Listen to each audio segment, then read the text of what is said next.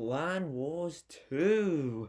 I told you I'd do a video on this and it's arrived. It's arrived. It's been a long time coming. It was an August update and it's been released on the 31st of August. But yes, it is an August update. As you can see, it looks super neat. And one of them's a bit confused about how this works. As you can see, we've been collecting fame. 50,000 fame to collect in a week. I'm sure the lads can do that, come through with the dub and get that trophy. Hopefully we'll look to finish for a third place, as you can kind of see by there. Anyway, it looks super neat, and I'm going to go over some of the replays. I'm going to go over the loss in the 1v1 on times 4 speed. And as we can see, one of the problems that could occur with this is definitely the over leveling.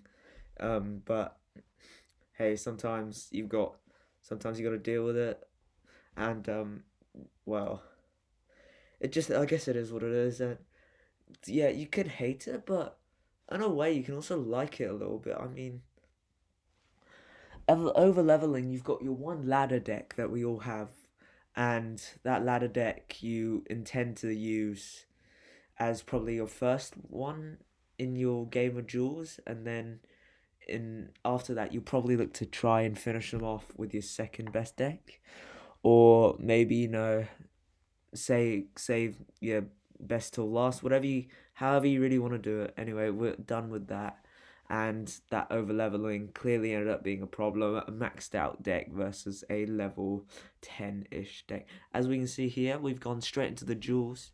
This is the replay. I've had to show you the replays. I forget the guy called Odos from a clan who's in Gold 1, because our clan is also in Gold 1. And you only play against people in the same league as you. Right, so as you can see, as I said before, I've got my ladder deck, looking to try and take him down early and assert dominance, maybe the feel of dominance, but obviously not too great here. The hunter ends up getting 2 connections and I'm not playing too well. But the thing is, I'll go aggressive here with the Skelly Barrel and the Miner. Skelly Barrel gets that death damage and a couple of skeleton hits onto that tower. Skeleton Barrel, one of the hardest cards to defend against if you don't have that spell in hand. He played Barbs, but even with those 5 big Barbs in the way, still not much he could do. Anyway, I was saving up Elixir there for my Mega Knight. I realised I do have to leave the Princess on that occasion to get 4 or 5 hits, I believe. Didn't count. I'll make an edit on that later. And here, I didn't know he had Eye Tower, but I presumed he had a Mega Knight counter. As you can see, the Mega Knight not charging for the Eye Tower, and the Zap is played to try and ensure Mega Knight getting as much damage onto that tower as possible, asserting a damage advantage early here inside the game. Still into single elixir time. Now he goes with an opposite lane wall breakers, and I cannot react to that with anything I have.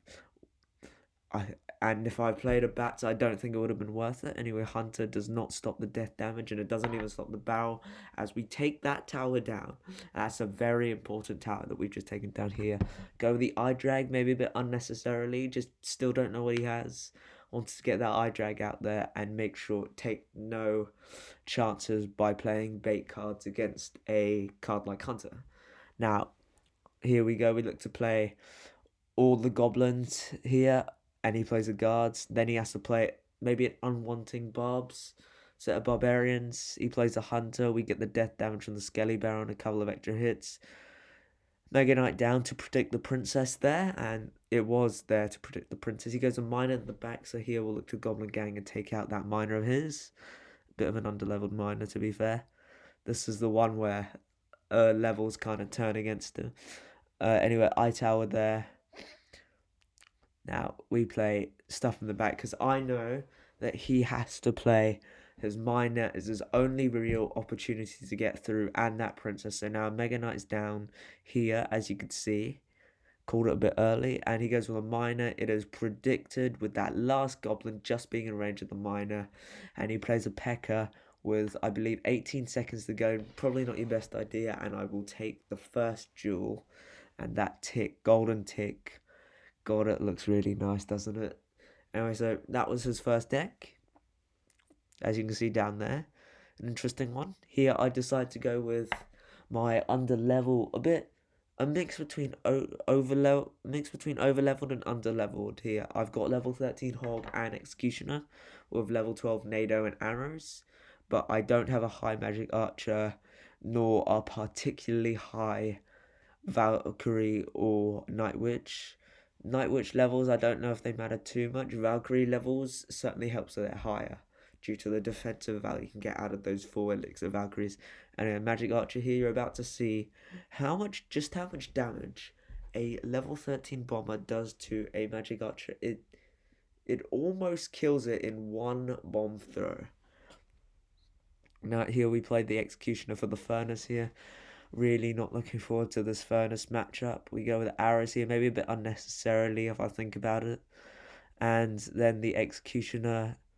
And this is a really neat nado. We nado it in, making sure the mini P.E.K.K.A does not connect to our tower and get a king tower activation. Meanwhile, getting a bit more damage on that right side tower. I'm going to just speed this up a little bit, get to some more action.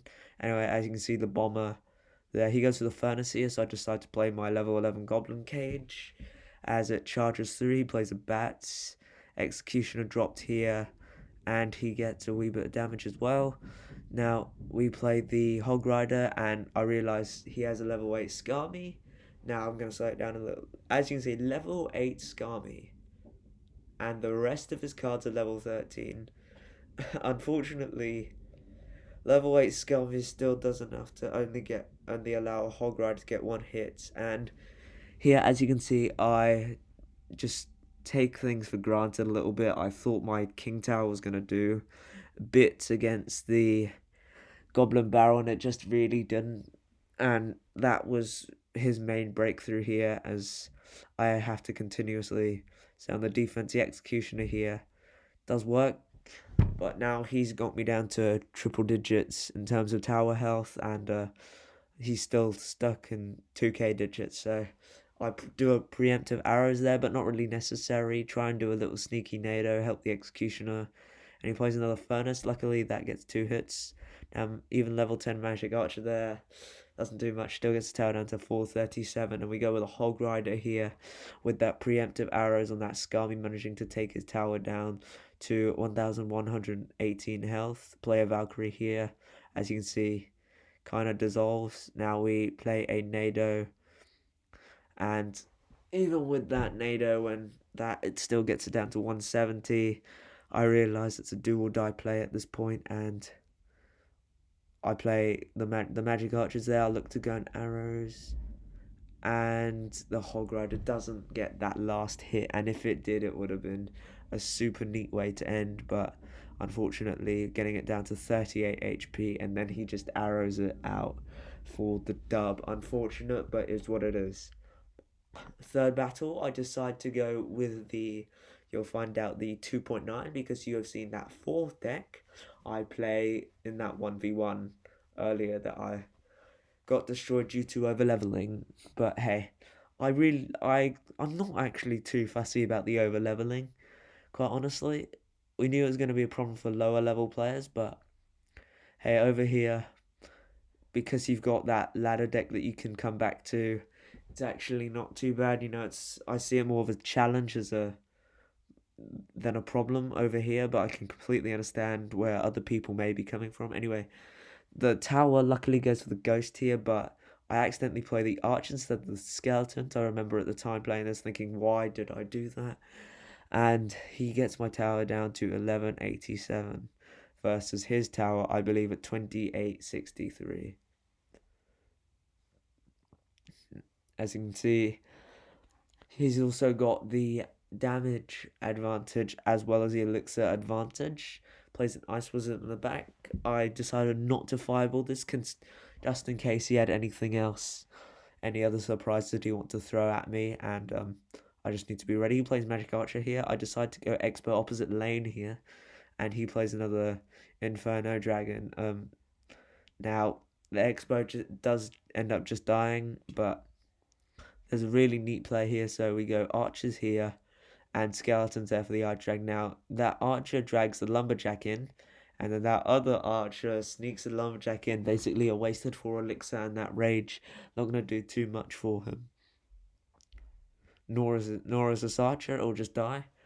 And now an even elixir advantage, definitely not damage advantage. I need to find a way to come back here and make sure I'm in it. So I'm centralizing defensive Tesla. One of the key Tesla placements, 3 tiles from the bridge. So the Expo is a single-handed card here. Now the Expo targets onto that firecracker as seen before, and it does real good stuff.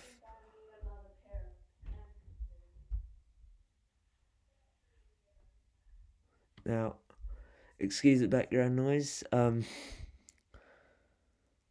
turn that down a little bit at that point. Anyway, we go with a Tesla there, dragging the cards in, and this time the Expo is being a bit of a menace. We get the Ice Spirit correct here, which means he has to he spends a Firecracker. The Firecracker does get hit. He spends an Ice Wizard. Ice Wizard gets 1 hit, not that many there. Here we log this, and now it really is do or die situation. Here we play an Expo and then an Ice Golem, and now we'll play I believe a Tesla, and then we get the little bit of the Expo lock. And this Expo lock ends up being a really big one. I'm gonna leave this Expo to die, and then take the advantage with the log here. But we do play a Tesla just in case of opposite lane pressure.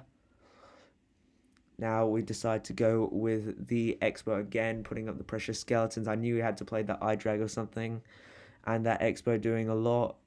Ice Spirit here jumps onto both of them. Archers here, and the lock is here. Now I decide that Expo is going to finish it off, and I play a log just in case for that roll goes, and we clutch it. Under level Expo, surviving with 91 HP. And 1 crown, 0 crown loss, and then a 1 crown to get a fame total of, you guys can't see it, but it was ended up being 554 fame, and all 4 decks that you can see on Loot Lockdown. And as said by the member Luke here, this update is wild, and it is definitely the update we've needed, we've wanted, and we've got. Anyway, that's all I've got for today. I'll definitely do another one of these. Thank you for watching. Take care, and see you on the boat.